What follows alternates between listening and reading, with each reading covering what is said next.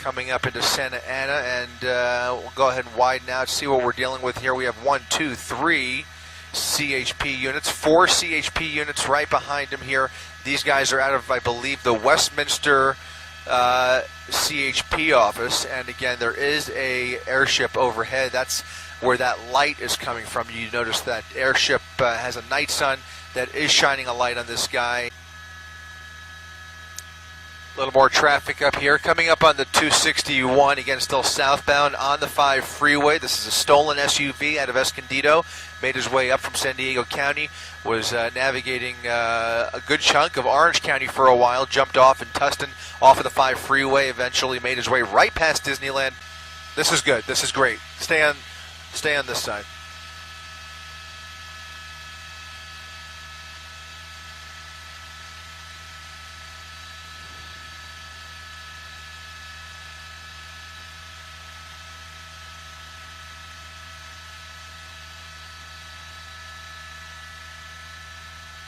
CHP right behind this guy, and chasing from above. There is an airship overhead. It seems to have pulled off along with us temporarily, and that's why you no longer see that night sun. Looks like he's actually getting off now, getting off the 5 freeway, and we'll try and get this exit for you momentarily, but we are going to be in San Clemente now, and he's going to be coming up on PCH here in just a second, I believe.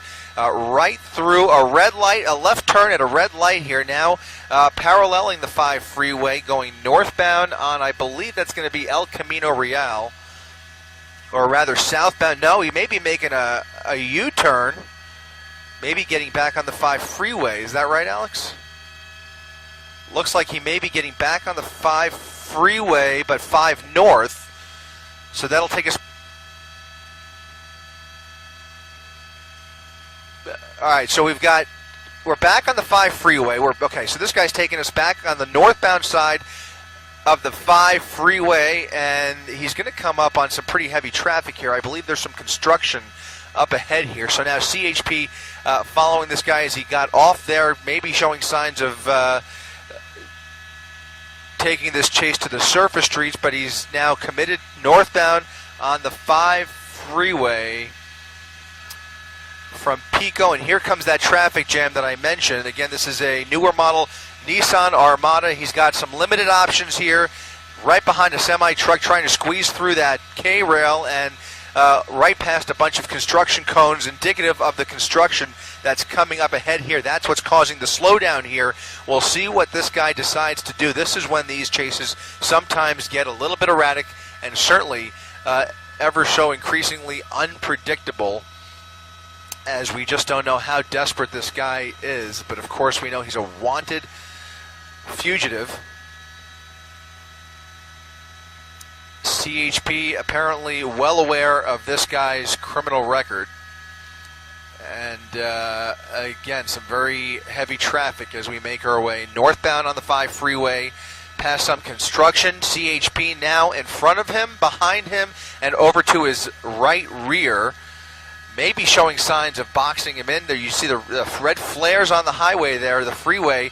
Again, this is right through a construction zone, and we don't know if there are construction workers on the road here. They may attempt a pit maneuver if they see an opportunity. He's slowing down, just barely slow enough. Right over there he goes.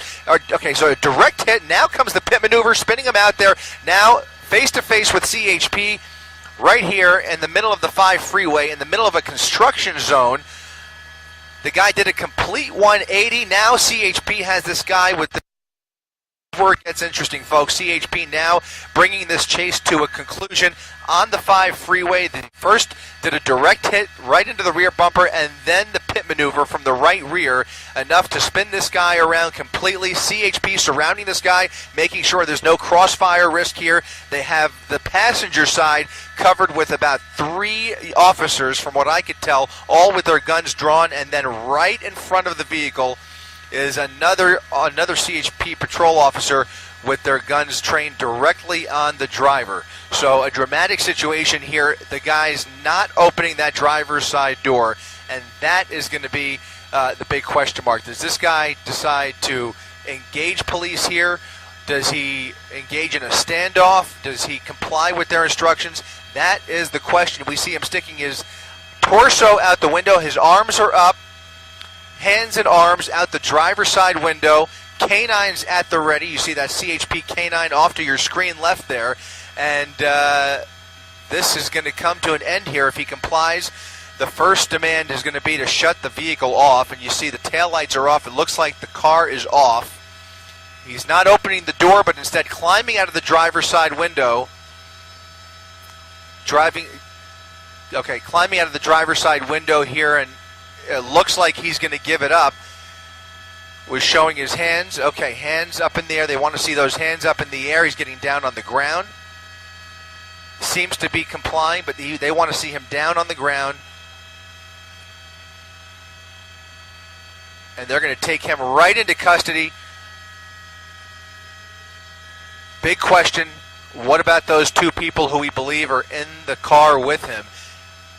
We believe that there may be two other people inside this SUV. They have not cleared it yet. Again, very heavily tinted windows there, very difficult for police to tell who else is in there. You can see the driver now being taken into custody.